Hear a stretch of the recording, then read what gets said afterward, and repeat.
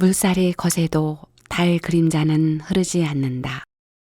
인생 후반전에 이르니 비로소 어렴풋하게나마 알 것 같다. 나의 참모습, 내가 원하는 내 모습을. 오랜 세월이 걸렸다. 머나먼 길을 돌아왔다. 한 갑자를 살 동안 그걸 몰랐다니 나도 참 딱하다. 그래도 늦었다고 생각할 때가 가장 빠르다고 했으니 그걸로 위안을 삼는다. 폐계야, 그만 닭장에서 꺼내야겠는걸. 주인 아줌마의 매몰찬 소리를 듣고 죽음을 예감한 잎삭은 스스로에게 다짐한다. 이렇게 죽다니 아직은 그럴 수 없어. 마당으로 나가고 싶어. 나한테는 소망이 있었어. 알을 품어서 병아리의 탄생을 보는 것. 암탉으로 태어났으면 당연히 가질 수 있는 바람인데 끝내 이루지 못하고 이렇게 죽을 수는 없어. 꼭 한 번만이라도 나만의 알. 내가 속삭이는 말을 들을 수 있는 아기를 만날 거야. 황선미가 쓴 마당을 나온 암탉의 주인공 잎삭처럼 늙어서 폐기 처분될 날이 나에게도 다가오고 있다. 그 시간이 얼마나 남았는지는 모르지만 지금이라도 내가 원하는 진짜 인생을 한번 살아보고 싶다. 잎삭이 그랬던 것처럼 삶의 알을 품어서 병아리를 탄생시키는 소망을 꼭 이루고 싶다. 그것이 화려하게 빛나는 값진 기중품이 아니더라도 노력해서 직접 만들어낸 결과물이면 그걸로 족하다. 그것만으로도 삶의 후회를 남기지 않을 것이기 때문이다. 잎삭이 용기를 내서 닭장을 뛰쳐나온 것처럼 나도 용기를 내서 기존의 울타리를 박차고 나가려 한다. 한 번 시도해서 안 되면 두 번 시도하고 그래도 안 되면 세 번, 네 번 다시 시도할 것이다. 길을 가다가 엎어지면 다시 일어나고 또 엎어지면 또다시 일어나련다. 그러다 보면 언젠가는 내가 나를 자랑스럽게 여기는 순간이 반드시 올 것이다. 물론 울타리 밖에서 힘든 일을 만날 수도 있다. 그러나 그 일이 나를 완전히 쓰러뜨리지는 못할 것이다. 왜냐하면 그때마다 다시 일어날 것이기 때문이다. 그 마음으로 나는 오늘 또 한 걸음을 내딛는다. 나는 요즘 집 근처 식물원을 자주 산책한다. 산책길에서 만나는 봄꽃들은 강한 녀석들이다. 추운 겨울을 씩씩하게 이겨냈기 때문이다. 그러나 아직도 완전히 다 자란 것은 아니다. 이제 막 태어나 피기 시작한 꽃들이므로 성숙한 꽃으로 자라기 위해서는 더 많은 시간이 필요하다. 단순한 삶을 살기로 한 내 후반기 삶도 아직은 봄꽃 수준이다.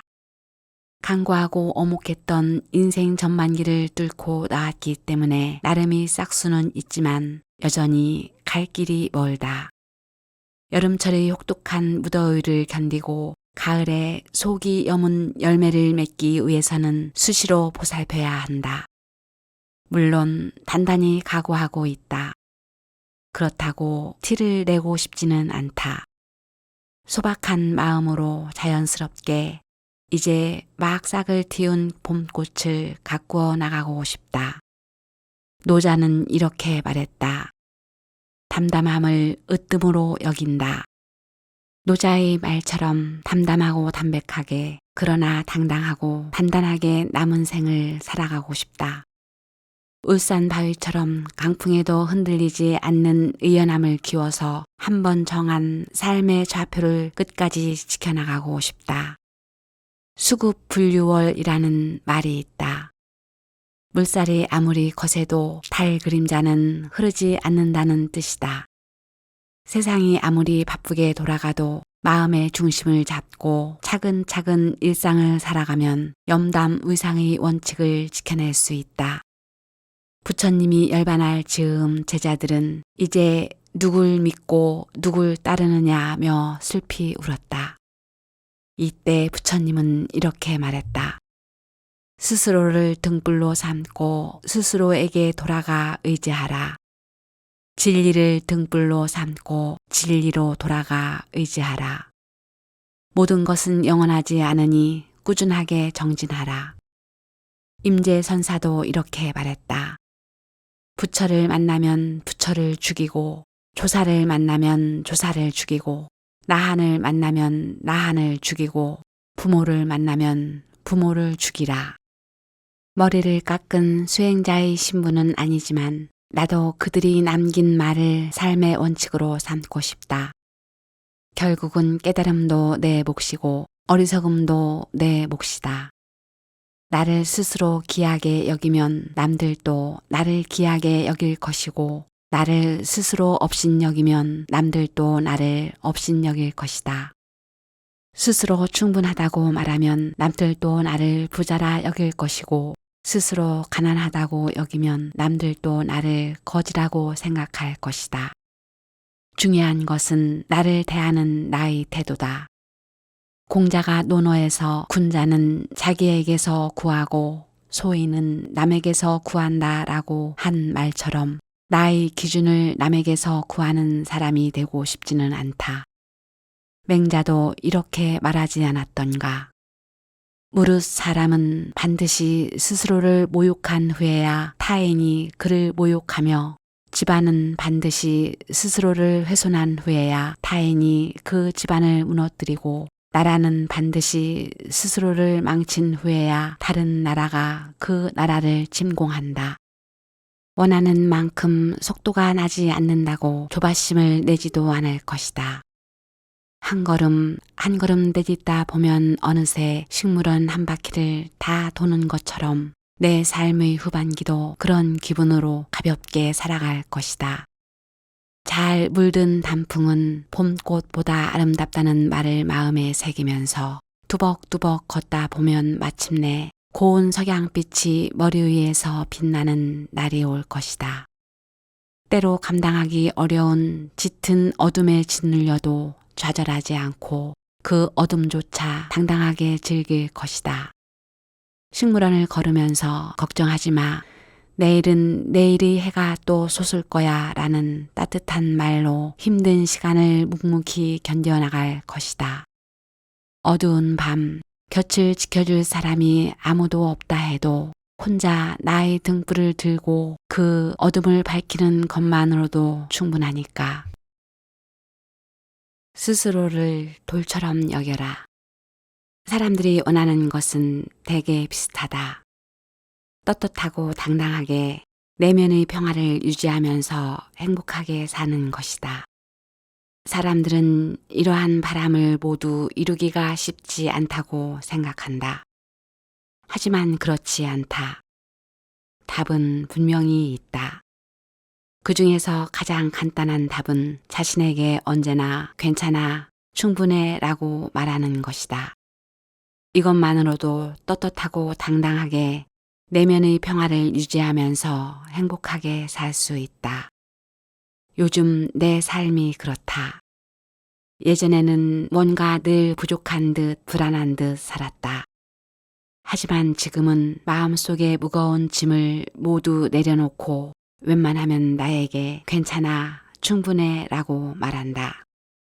그것이 나에게 맞법 같은 힘을 가져다 주고 불안과 결핍에서 자유롭게 해준다. 이 말은 용기, 믿음, 자신감을 불어 넣어준다. 그로 인해 삶의 여백은 더욱 커진다. 아마 이러한 변화는 삶의 초점을 남에게서 나로 돌린 것이 가장 큰 요인이라고 생각한다. 예전의 나는 내 편이 아니었다. 머릿속은 타인으로 가득해 늘 개운하지 못했다. 삶의 잣대도 타인이었다. 다른 사람들이 만들어 놓은 가치관에 따라 살려고 했지 내가 원하는 삶을 살려고 하지 않았다. 그러다 보니 늘 뭔가 부족한 것 같았고 그걸 충족하지 못하면 불안해졌다. 내가 그렇지 뭐 나는 안 돼 하면서 스스로를 깎아내렸고 자존감을 훼손했다. 하지만 인생의 반환점을 돈 이후 단순한 삶을 원칙으로 삼고 나서부터는 달라졌다. 이제는 무슨 일이 생겨도 나를 응원하고 격려할 수 있게 됐다.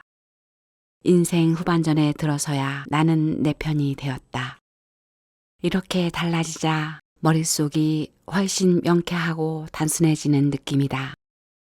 예전에는 머릿속이 복잡하고 매사에 자신이 없었는데 긍정적인 자아를 만든 뒤부터는 머릿속이 깨끗하게 정리된 느낌이 들고 무엇이든 할 수 있다는 자신감이 생긴다. 일도 잘하고 건강도 지킬 수 있을 것 같다. 삶의 전반기에는 내게 가능한 이유를 발견할 수가 없었는데 후반기에는 불가능한 이유를 발견할 수가 없다. 요즘에는 어떻게 먹고 살지도 고민하지 않는다. 일이 조금 막힌다 싶어도 설마 삿입에 거미줄 치랴라며 상황을 최대한 낙관적으로 바라본다. 스스로 생각해도 놀라운 변화다. 괜찮아, 충분해 라는 말의 위력은 놀랍고 신기하다. 매 순간 무언가를 채우지 못할까봐 전전긍긍했는데 요즘에는 공간, 여백을 즐긴다. 하다 안 되면 말지 뭐. 쉬엄쉬엄 쉬면서 하지 뭐 라고 생각하니 오히려 일의 능률도 더 높아진다. 예전처럼 휴대폰을 손에서 놓지 못하고 끊임없이 인터넷에 접속하는 습관도 많이 고쳤다. 그렇게 하지 않아도 사는데 아무런 지장이 없다는 걸 깨우치고 나니 휴대폰에서 상당히 자유로워졌다. 지금은 진짜 나를 만날 수 있는 시간이 좀 더 늘어나고 시간에 쫓기는 일도 줄어들었다. 남들이 원하는 나의 모습이 아니라 내가 되고 싶은 나의 모습, 있는 그대로의 내 모습을 발견하고 나니 한결 더 자유로워졌다. 이런 변화는 타인을 대하는 태도에도 긍정적인 영향을 미친다.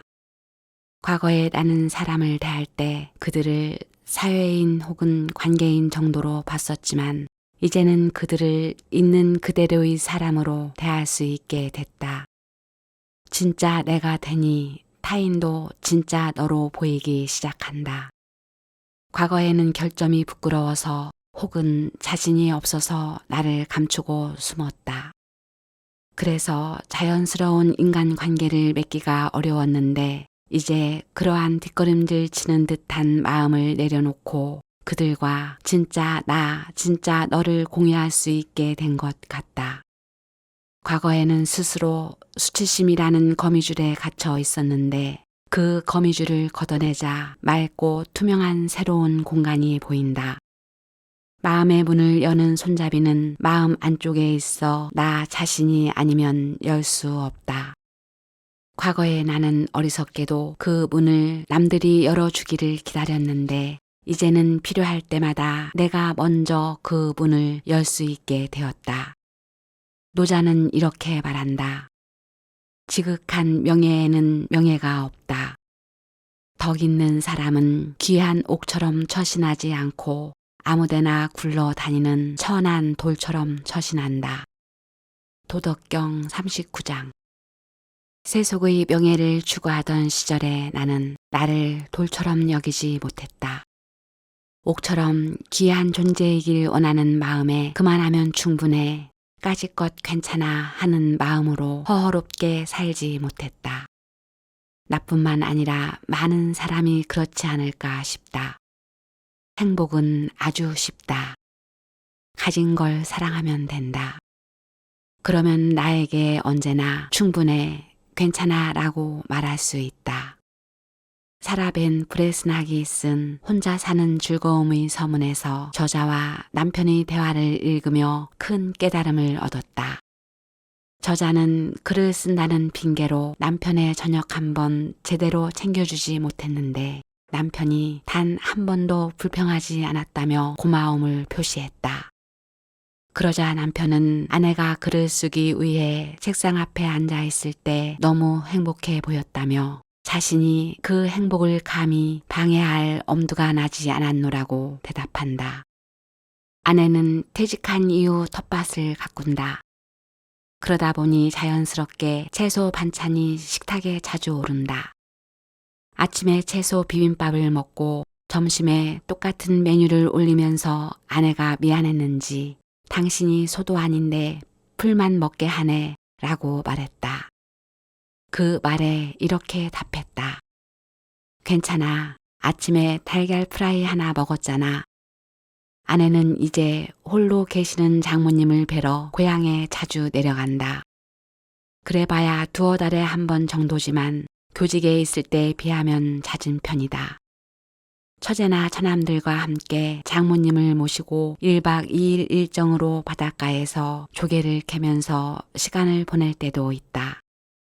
혼자 갔다 오는 게 미안했는지 다음에 같이 가자고 말했을 때 나는 아내에게 이렇게 말했다. 당신이 당진에 갔다 올 때면 얼굴이 너무 행복해 보여. 앞으로도 자주 그런 시간을 가져. 나는 괜찮아. 웃음거리가 되지 않으면 도라고 할 수 없다. 식물원에는 나만의 성지가 두 군데 있다. 수련이 피는 시기의 연못이 그중 한 곳이고 다른 한 곳은 호숫가에 있는 흔들의자다. 산책 끝 무렵이면 그 의자에 앉아 호수를 바라보면서 물멍을 때린다. 때린다는 표현이 적절한지 모르겠지만 말이다. 아무 생각 없이 노을 지는 호수를 바라보면서 흔들 의자에 한참 동안 몸을 맡긴다. 그럴 때면 나는 바보가 된 듯한 느낌을 받는다. 그 순간을 카메라 렌즈에 담을 수 있다면 한번 보고 싶다. 머리와 마음을 비우고 멍하니 앉아서 하염없이 호수를 바라보고 있는 모습. 남들 눈에는 어찌 보일지 모르겠지만 나는 그 순간을 사랑한다.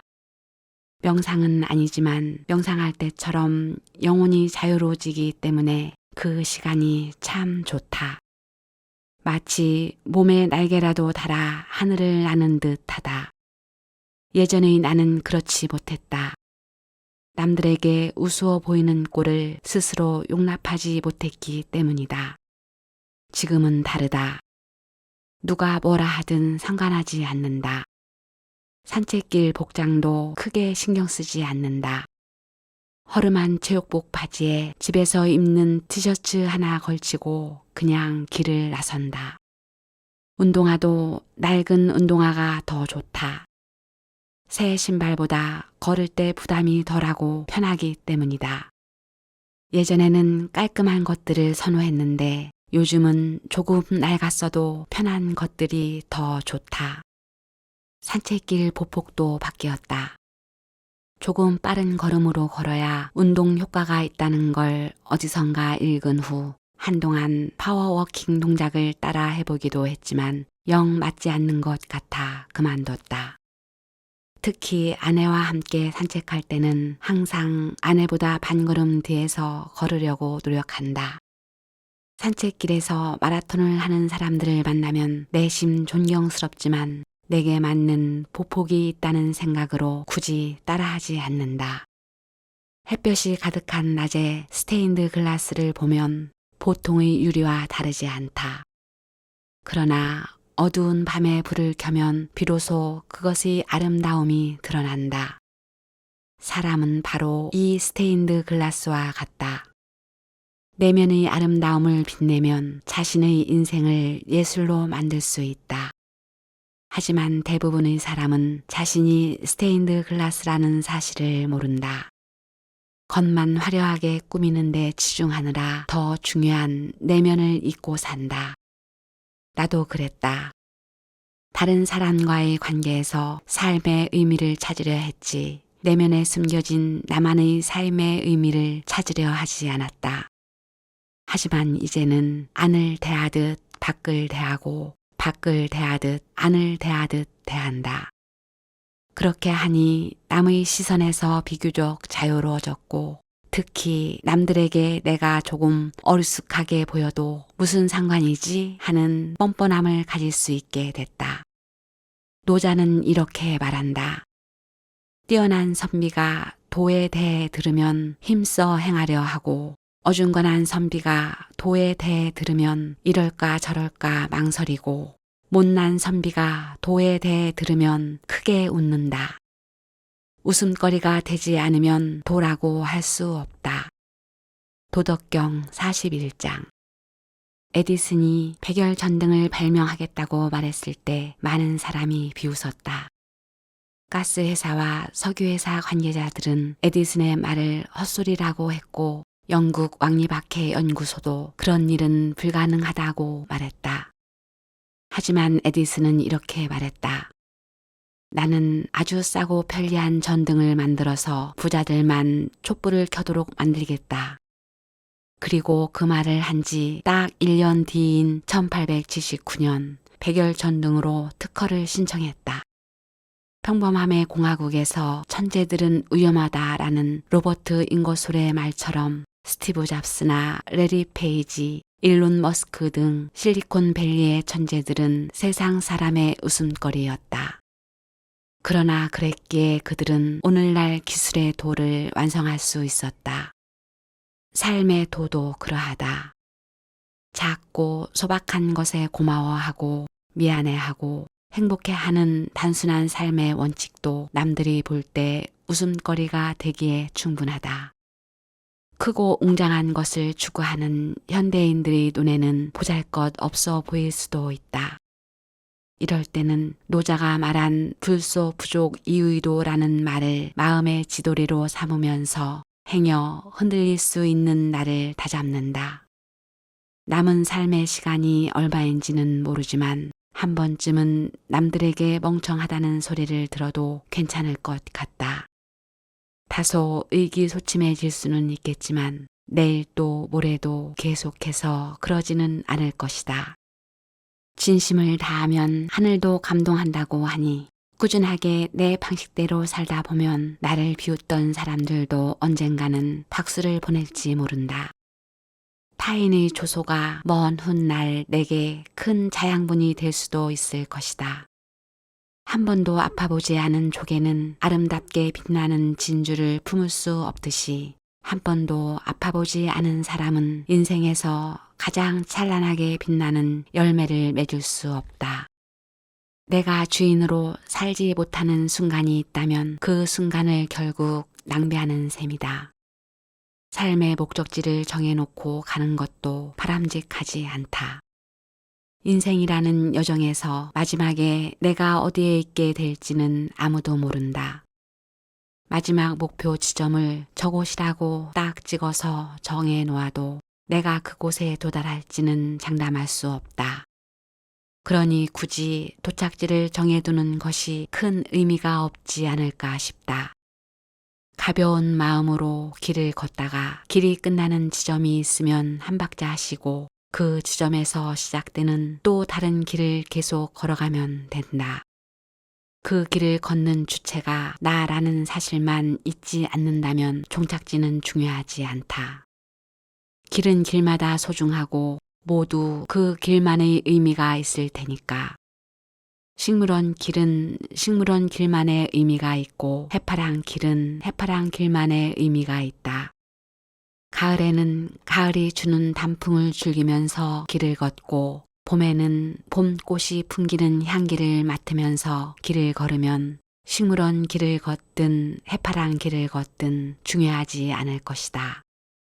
익숙한 길과 처음 걸어보는 길 중에서 어느 길을 선택할지도 내게는 크게 중요하지 않다. 식물원 길처럼 익숙한 길은 늘 걷는 길이므로 심리적인 안정감을 준다. 그렇다고 늘 그 길만 걸을 수는 없다. 때로는 산티아고 길처럼 처음 본 길을 걸어가야 할 때가 있다. 그때 나는 망설이지 않고 새로운 여정에 나설 것이다. 나는 내일 산티아고로 간다. 사냥아, 기다려라. 내 몸을 천하처럼 소중하게 여겨라. 한동안 대학에서 인문학 강의를 했다. 교양 과정에 마련된 그 강의가 내게는 소중한 경험이었다.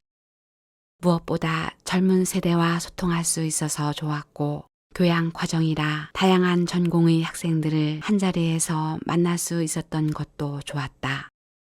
나는 과제로 내게 인문학이란 나의 첫사랑, 20년 후 나는 어떤 모습일까와 같은 제목의 에세이를 제출하게 했다. 요즘 젊은 사람들이 글쓰기에 능하지 못하다는 뉴스를 본 적이 있었기 때문에 그런 기회를 통해서라도 학생들이 생각을 글로 표현하는 연습을 하면 좋을 것 같았다. 그런데 학생들이 제출한 에세이를 읽으면서 그동안 내 생각이 얼마나 편협했는지 절실하게 깨달았다. 학생들의 에세이를 읽고 부끄러워질 정도였다. 맑고 깊은 그들의 생각과 영혼에 정말 깜짝 놀랐다. 내가 마주했던 학생들의 가장 큰 장점은 모두가 삶에 대한 주관이 확고하다는 점이었다. 그들은 모두 자기 삶의 주인공들이었다. 세상의 기준에 휘둘리지 않고 자신만의 삶을 잘 준비하고 있었다. 사랑도 연애도 일도 꿈도 그들은 모두 나를 중심으로 설계했다. 남의 눈치를 보느라 자신의 삶을 옆으로 밀어두는 학생은 단 한 명도 없었다. 그 과제물을 받아본 지가 벌써 10년이 다 되어가니 그들은 지금쯤 당당하게 자신의 길을 걸어가고 있을 것이다. 누군가는 정보 전문가가 되어 세상을 이롭게 하는 일을 하고 있을 것이고 누군가는 브로드웨이의 오페라 무대 뒤에서 묵묵히 자신의 꿈을 키우고 있을 것이다. 대학의 총장을 하면서도 MZ세대 젊은이들의 생각을 읽을 기회가 있었다. 내가 근무한 대학은 경상남도 거창에 있는 공과대학 계통의 특성화 대학이었는데 그곳의 학생들도 삶에 대한 좌표가 명확했다. 4년제 명문대학을 졸업한 후 하고 싶은 일을 하기 위해 다시 대학에 들어온 학생들도 꽤 있었고 고등학교를 졸업하고 곧바로 진학한 학생들도 이곳이 지방에 있는 작은 공과대학이라고 해서 결코 주눅들거나 위축되지 않았다. 나는 총장으로 취임하던 해의 입학식에서 꿈의 크기는 캠퍼스의 크기와 비례하지 않는다라는 취지의 연설을 했는데 굳이 그런 말을 할 필요도 없었다. 그들은 이미 그걸 잘 알고 있었고 각자 삶의 중심을 잘 잡아나가고 있었다. 그 가운데 지금도 소식을 주고받는 한 학생은 굴지의 외국계 기업에서 글로벌 인재로 활약하고 있다. 노자는 이렇게 말한다. 가히 천하를 부탁할 수 있고 내 몸을 천하처럼 사랑하면 가히 천하를 맡길 수 있다. 도덕경 13장. 내가 경험한 MZ세대들은 남의 시선을 크게 의식하지 않았다. 그것이 우리 세대, 특히 나와 크게 다른 점이었다. 나는 나라는 상품을 타인의 구미에 맞게 잘 포장하려고 했었다. 그래서 나를 비난하는 말이라면 아무리 사소해도 상처를 크게 입었다. 그런데 노자의 말처럼 나의 몸, 내 존재를 천하처럼 귀하게 여기면 굳이 눈치를 볼 필요가 없어진다.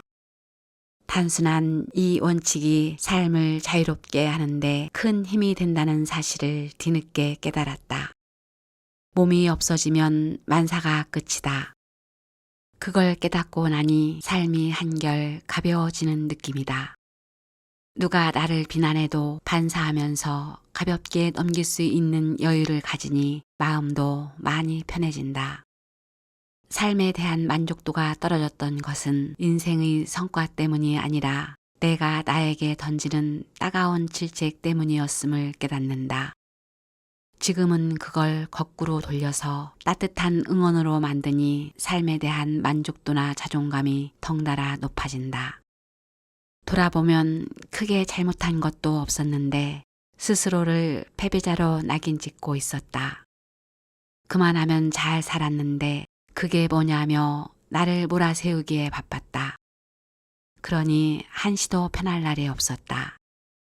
정신과 의사 정혜 씨는 당신이 옳다 해서 공황장애는 자기 소멸의 벼랑 끝에 몰린 사람이 버둥거리며 보내는 모수 부호 같은 급전이라며 사람은 누구나 자신의 정체성이 흐려지면 반드시 마음의 병이 든다고 말한다.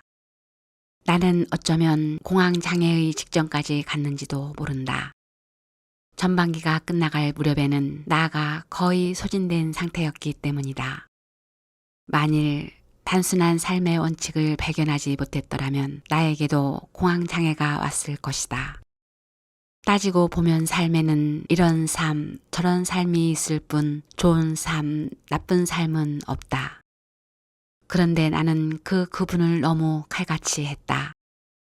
이런 것은 좋은 삶이고 저런 것은 나쁜 삶이라는 기준이 명확했다. 나를 잠시도 편하게 하지 못했다.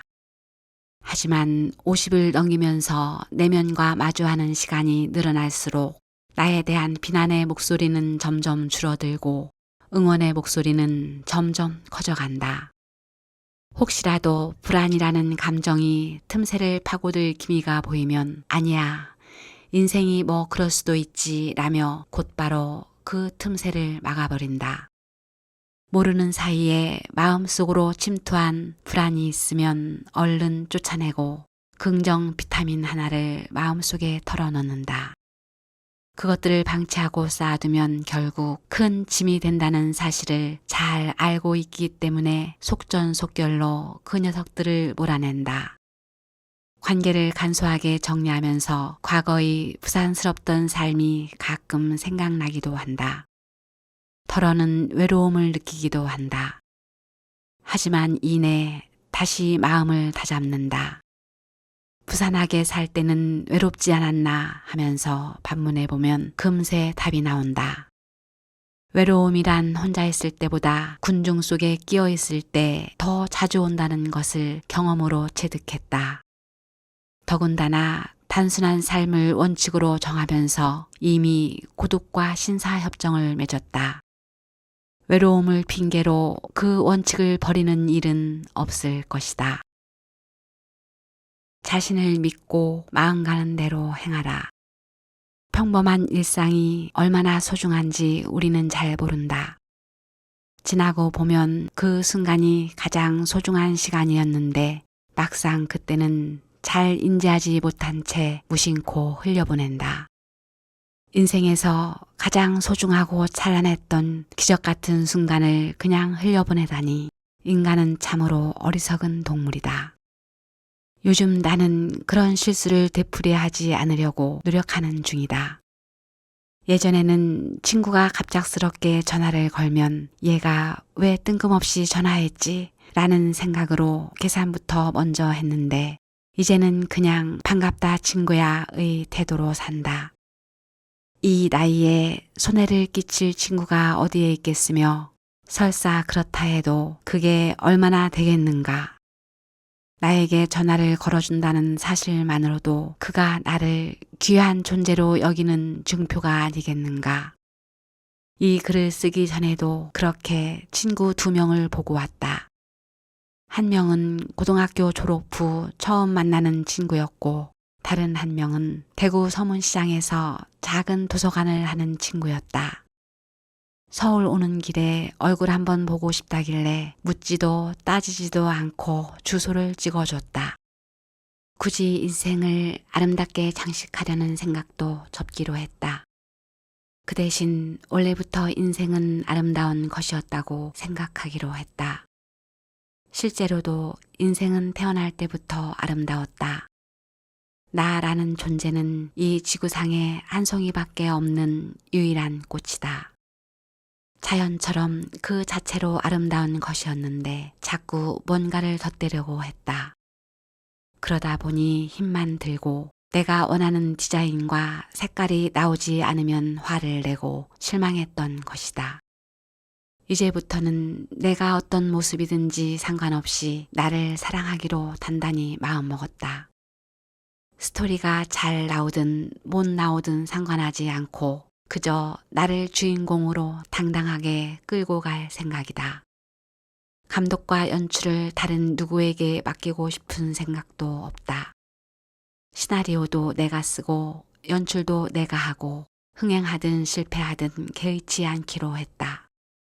그냥 마음 가는 대로 물 흐르는 대로 살기로 했다. 봄에는 봄처럼, 여름에는 여름처럼, 가을에는 가을처럼, 겨울에는 겨울처럼. 누군가 승자의 기록은 햇빛을 받아 역사가 되고 패자의 기록은 달빛을 받아 신화가 된다라고 말했지만 이제는 삶이 역사가 되든 신화가 되든 신경 쓰지 않는다. 무엇이든 결국 내가 살아낸 삶 아닌가. 간절한 마음을 담아 노력해 나가면 행운의 여신이 달빛을 햇빛으로 바꿔줄지 또 누가 아는가. 다만 단순한 삶을 원칙으로 삼았으니 단단하게 끌고 갈 수 있는 내공을 길러야겠다고는 다짐한다. 한번 스텝이 꼬이면 원칙이 무너지고 원칙이 무너지면 후반전이 제2의 전반전이 될 수도 있으므로 그런 일을 만들지는 말아야겠다고 생각한다. 지금 당장 단순한 삶의 결실이 눈에 뚜렷이 보이지 않아도 끝까지 가보리라는 생각이다. 마음속에 있는 두 개의 그릇 가운데 나쁜 마음을 담는 그릇에는 물 한 방울도 채우지 않고 좋은 마음을 담는 그릇에만 존재의 의미를 가득 채워 나가리라 맘먹고 있다. 설사 가능성이 크지 않다 하더라도 나를 믿고 하나씩 행하다 보면 원하는 삶의 그림을 그릴 수 있을 것이라고 기대하고 있다. 노자는 이렇게 말한다. 배를 든든하게 하고 뼈를 강하게 한다. 도덕경 3장. 누가 뭐라든 나는 배를 채우고 뼈를 강하게 하련다. 배가 곧 나라는 존재고 뼈가 곧 삶의 토대다. 그보다 더 소중한 것은 없다. 배가 고픈데 안 고픈 척 하던 버릇도 이제 버리기로 했다. 살다가 때로 눈물을 흘리고 싶을 때가 있으면 이제는 마음껏 눈물을 흘리려 한다. 눈물을 많이 흘려본 눈이 더 건강하다는 말도 있지 않은가. 남들은 나를 빨간색으로 볼 수도 있고 파란색으로 볼 수도 있다. 그럴 때 예전에는 내가 왜 빨간색이야, 내가 왜 파란색이야 하면서 항변했는데 이제는 그럴 필요를 느끼지 않는다. 그건 그저 그들이 쓰고 있는 안경의 색대로 나를 보는 것뿐이다. 그 안경을 벗길 권한이 내게는 없다. 중요한 것은 나만이 가지고 있는 나의 색이다. 오늘은 산책길에서 쓰려고 무중삽과 비닐 장갑 2개를 준비해뒀다. 잊지 않기 위해 쇼핑백에 담아서 현관 신발장 위에 올려놨다. 아내는 당진에 내려가고 없다. 물때에 맞춰서 조개를 캐겠다고 했다. 아침에 비가 오길래 문자를 보냈더니 날씨가 화창하다라는 답신이 왔다. 다행이다. 하지만 내게는 비가 근심이다. 혹시나 그게 비에 떠내려 갔으면 어쩌지 하는 생각에 마음이 조급해진다. 며칠 전 붓꽃이 줄지어 피어있는 연못 언덕배기에 까치 한 마리가 죽어 있길래 안내소 직원들에게 잘 좀 묻어달라고 부탁했는데 어제 보니 그대로였다. 그래서 오늘은 내가 직접 묻어주려 한다. 토지의 길상이는 키우던 까치 나리가 과식해서 죽자 다시는 생명을 받지 말거라 라고 기도했는데 나는 다음에는 좀 더 밝은 눈을 가진 생명을 받거라 라고 기도할 참이다. 지나가는 사람들이 모종삽으로 땅을 파는 나를 이상하게 보더라도 개의치 않기로 했다. 이건 불쌍한 생명에게 자비를 베푸는 일일 뿐이다. 창밖을 보니 여전히 비가 내린다. 일기예보에서는 다행히도 오후에 비가 갠다고 한다. 이번에는 제발 예보가 맞기를. 마음이 편해지고 싶어 결국 까치를 묻어주고 왔다. 까치를 위한 장례는 나를 위한 장례이기도 했다. 장자는 아내가 죽자 북을 치고 노래를 불렀다고 한다. 우주의 순환 이치를 깨우치고 있었기에 그런 기행이 가능했을 것이다. 나도 죽음을 애통해 하지 않기로 했다. 한 형체의 생명이 끝나면 그 기운이 우주에 흩어져 있다가 또 다른 형체의 생명으로 탄생한다. 종교적 믿음이나 철학적 견해로서가 아니라 그것이 엄밀한 우주 과학이라 믿는다. 그렇기에 내가 오늘 묻어준 저 까치가 먼 훗날 내 모습으로 환생해서 식물원을 산책하고 있을 수도 있다. 까치야, 편히 쉬거라. 이것은 먼 훗날의 나에게 지금의 내가 보내는 인사말이다.